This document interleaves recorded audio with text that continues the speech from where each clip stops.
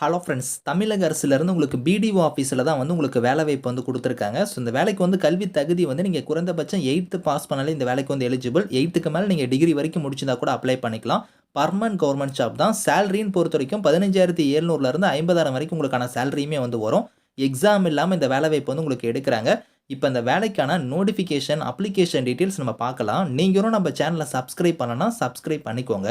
Friends, இதுதான் வந்து பாருங்க உங்களுக்கு அஃபிஷியல் நோட்டிஃபிகேஷன்ஸ். உங்களுக்கே தெரியும் மாவட்ட வாரியா வந்து பார்த்தோன்னா பிடிஓ ஆஃபீஸ்லேருந்து உங்களுக்கு இந்த வேலைவாய்ப்பு வந்து குடுத்துட்ருக்காங்க.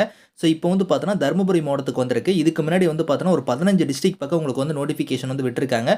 அதுக்கான வீடியோ கூட நான் வந்து போட்டிருந்தேன். இப்போ வந்து பாருங்க தருமபுரி டிஸ்ட்ரிக்ட்லேருந்து விட்டுருக்காங்க. எல்லாருமே நீங்க அப்ளை பண்ணிக்கலாம். ஸோ இந்த இதில வந்து பாருங்க உங்களுக்கு இங்க குடுத்துருக்காங்க பாருங்க. நைட் வாட்ச்மேன் கேட்டகரிக்கும் ஆஃபீஸ் அசிஸ்டன்ட் கேட்டகரிக்கு தான் அங்க போஸ்டிங் வந்து உங்களுக்கு வந்து வந்திருக்கு.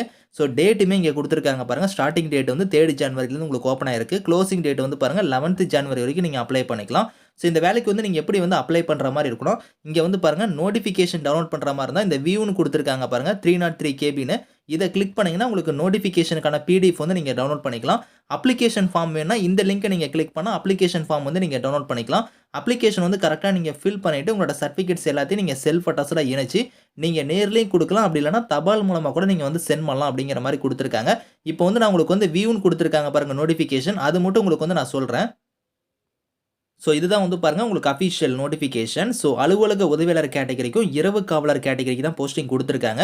நான் சொன்ன மாரி வந்து அப்ளிகேஷன் ஃபார்ம் வந்து கரெக்ட்டா நீங்க ஃபில் பண்ணிட்டு உங்களோட சர்டிபிகேட்ஸ் எல்லாத்தையும் செல்ஃப் அட்டஸ்டடா அதில இணைச்சு எந்த அட்ரஸ்க்கு வந்து சென்ட் பண்ற மாரி இருக்கும்னா, இங்க குடுத்துருக்காங்க பாருங்க அட்ரஸ். ஆணையாளர்னு குடுத்து ஊராட்சி ஒன்றியம், ஸோ பாலக்கோடுன்னு குடுத்துருக்காங்க பாத்தீங்களா, இந்த அட்ரஸ்க்கு தான் நீங்க வந்து நேர்லயும் குடுக்கலாம். அப்படி இல்லன்னா தபால் மூலமா கூட நீங்க வந்து விண்ணப்பிக்கலாம் அப்படிங்கிறத குடுத்துருக்காங்க.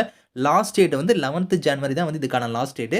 ஸோ அதுக்குள்ளார நீங்க வந்து விண்ணப்பிக்கணும் அப்படிங்கிறத குடுத்துருக்காங்க. இந்த வேலைக்கு வந்து பார்த்தோன்னா எழுத்துத் தேர்வு அந்த மாரிலாம் எதுவுமே கிடையாது.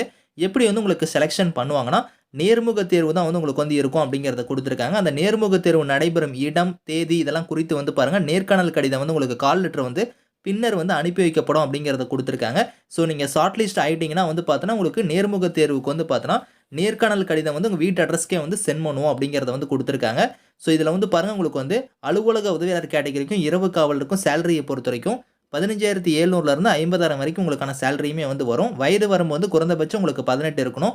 அதிகபட்சமா வந்து பாருங்க நீங்க பொது பிரிவா இருந்தா 32 வயசு வரைக்கும் இந்த வேலைக்கு வந்து நீங்க விண்ணப்பிக்கலாம்.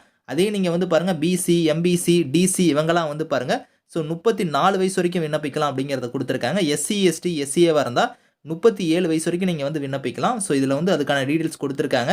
அதே மாரி வந்து பாருங்க கல்வி தகுதிய பொறுத்தவரைக்கும் அலுவலக உதவியாளர் கேட்டகரிக்குலாம் 8த் நீங்க பாஸ் பண்ணாலே இந்த வேலைக்கு வந்து எலிஜிபிள். அதுக்கு மேல நீங்க என்ன படிச்சிருந்தாலும் சரி, மிதிவண்டி வந்து உங்களுக்கு ஓட்ட தெரிஞ்சிருக்கணும் அப்படிங்கிறத குடுத்துருக்காங்க. இரவு காவலர் கேட்டகரிக்குலாம் நீங்க எழுத படிக்க தெரிஞ்சாலே போதும் இந்த வேலைக்கு வந்து நீங்க விண்ணப்பிக்கலாம் அப்படிங்கிறத சொல்லியிருக்காங்க. ஸோ 2க்குமே லாஸ்ட் டேட் வந்து பாருங்க 11th ஜனவரி தான் வந்து இதுக்கான லாஸ்ட் டேட். அதுக்குள்ளார நீங்க வந்து அப்ளை பண்ணிக்கோங்க. பெர்மனன்ட் கவர்ன்மென்ட் ஜாப் தான். இதே மாரி வந்து பார்த்தோன்னா, உங்களுக்கு அடுத்தடுத்த மாவட்டம் வந்து உங்களுக்கு ஒரு பஞ்சாயத்து வாரியா, ஸோ பிடிஓ ஆஃபீஸ் வாரியா வந்து உங்களுக்கு நோட்டிஃபிகேஷன் வந்து உங்களுக்கு விட்டுட்டு இருக்காங்க. ஸோ உங்க மாவட்டத்தோட பேர வந்து கமெண்ட்ல தெரிவிங்க. ஸோ வந்துச்சுன்னா உங்களுக்கு வந்து நான் அப்டேட் பண்றேன். Thank you friends.